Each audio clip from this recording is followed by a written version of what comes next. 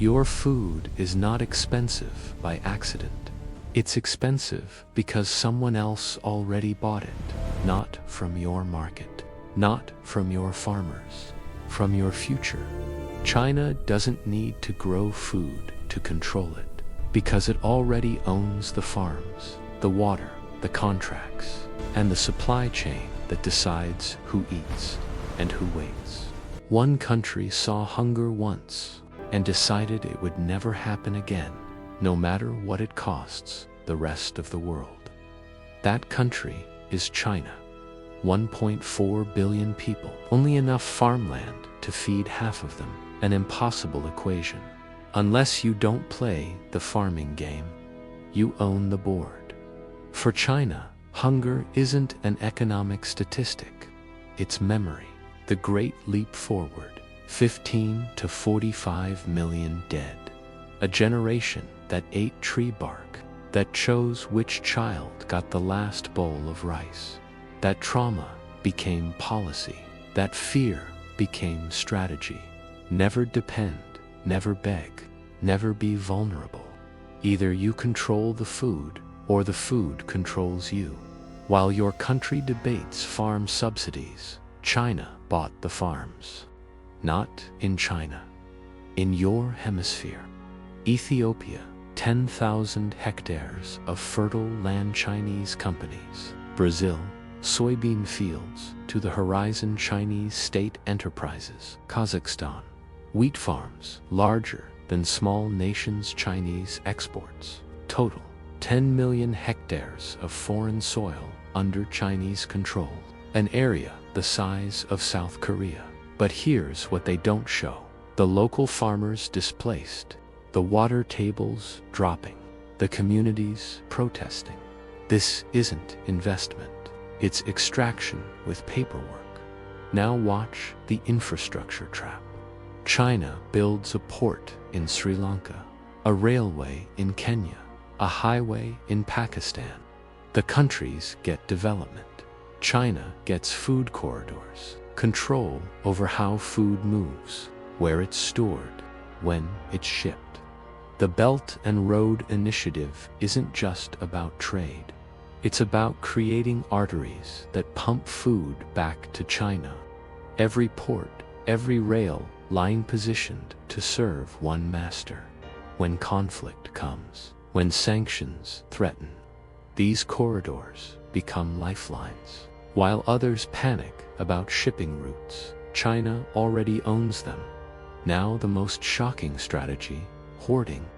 While global grain reserves hover at 30% of annual use, China's exceed 50%. Their rice stockpile, 2 years without harvest. Their wheat reserves, 18 months of consumption. But these aren't silos. These are underground cities, temperature-controlled fortresses, militarily guarded. Why? China remembers 2008, when rice prices tripled overnight. When poor countries rioted. When the world realized food is the ultimate weapon, China decided never be vulnerable again. If food were money, China would be the central bank. Now the future's manipulation. China doesn't just buy food today, it buys food 10 years from now. While traders speculate on next month's prices, China has locked in next decade's supply. Brazil, 25-year soybean contracts. Argentina, 15-year corn agreements. Russia, 20-year wheat deals. These aren't purchases, they're mortgages on other countries' harvests. The genius, price stability. When droughts hit, prices spike. But China's costs, locked in years ago. When floods destroy crops, markets panic. But China's supply, guaranteed by contract. This is chess, while everyone else plays checkers. Now the invisible weapon, information. China doesn't just own farmland, it owns data about all farmland. Satellite networks monitor global crop health. AI predicts yields before farmers do. Chinese companies know more about Iowa's corn than Iowa's farmers, more about Brazil's soy than Brazil's government. But the real power, seed technology. China's ChemChina owns Syngenta, of the world's largest seed companies. Control the seeds, control the crops, control the crops, control the food. This isn't farming, this is surveillance with seeds. And this is where most people stop thinking about food and start thinking about power. Here's what most miss. China isn't just securing food, it's outsourcing thirst. Growing 1 kilogram of beef requires 15,000 liters of water. Growing rice, 2,500 liters. China's water scarcity is catastrophic. Aquifers depleted, rivers polluted, droughts worsening. Solution: grow food where water is abundant, then import it. Every ton of soy from Brazil represents 2,500 cubic meters of water China didn't use. Every bushel of wheat from Kazakhstan represents irrigation saved. This is virtual water trade at scale. China exports its water crisis and imports survival. Save your water, drink from others' rivers, through their crops. Africa. 60% of the world's uncultivated arable land, China's solution. But this isn't charity, this is calculation. Chinese companies lease millions of hectares, bring Chinese workers, use Chinese equipment, grow Chinese preferred crops, ship to China. Local communities, sometimes employed, often displaced, always secondary. The pattern: land deals signed with governments, not farmers. Infrastructure for export, not local markets. Profits repatriated, not reinvested. Africa doesn't have a food problem. It has an ownership problem.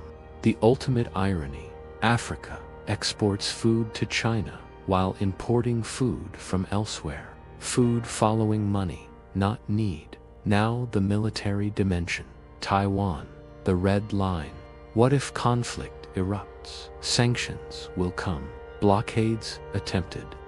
China's response: food independence rehearsed for decades. Stockpiles calculated for siege conditions. Global supply chains diversified across friendly nations. But the real insurance: food grown on foreign soil that becomes Chinese through contract. Food that can be rerouted. Food that exists outside sanction regimes. Food that keeps Chinese cities fed while the world tries to starve them. This isn't paranoia. This is preparation. Every grain reserve, every foreign farm part of a war game most countries haven't begun to play. So what does this mean for you? Higher prices. When China buys 60% of global corn trade in a year, prices spike everywhere. When China stockpiles rice, poor countries face shortages. When China locks in long-term contracts, spot markets dry up. Your grocery bill is already being written in Beijing. But beyond prices, sovereignty erosion. Countries that feed China become dependent on China. Governments that lease land lose control over national resources. When someone feeds you, they eventually command you. The new colonialism doesn't need flags or armies. It needs contracts and silos. Now contrast with the West. America's agricultural policy: subsidize overproduction, then dump surpluses. Europe's approach: pay farmers not to farm, then import what's needed. Both reactive, both short-term, both focused on domestic politics, not global strategy. While the West debates farm bills, China executes food security plans spanning decades. While Western companies maximize quarterly profits, Chinese state enterprises execute century-long strategies. The difference: one plays capitalism, the other plays geopolitics. One sees food as commodity, the other sees food as power. China isn't cheating.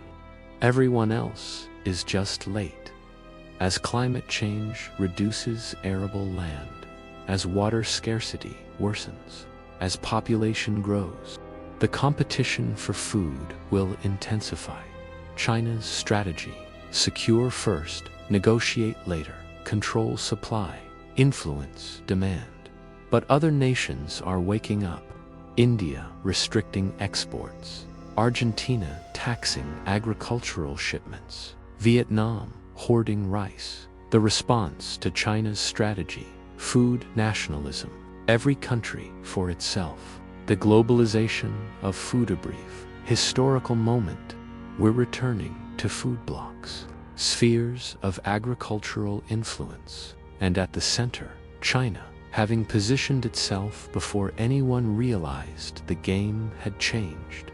So what do? Match China's stockpiles. Impossible without their state capacity. Copy their land acquisitions. Too late, the best land is taken. Develop alternative strategies. What strategies? There's only one earth, only so much fertile soil, only so much fresh water. China isn't evil. China is efficient in a broken system. When the system rewards hoarding, nations hoard. When the system allows resource extraction, nations extract. China is simply the best student in a class with failing grades. So here's the uncomfortable question.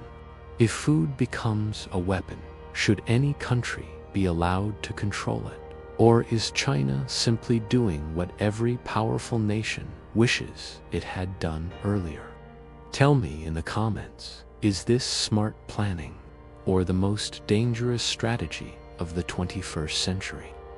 Share this if you believe food should nourish humanity, not power. Subscribe if you want solutions, not just problems.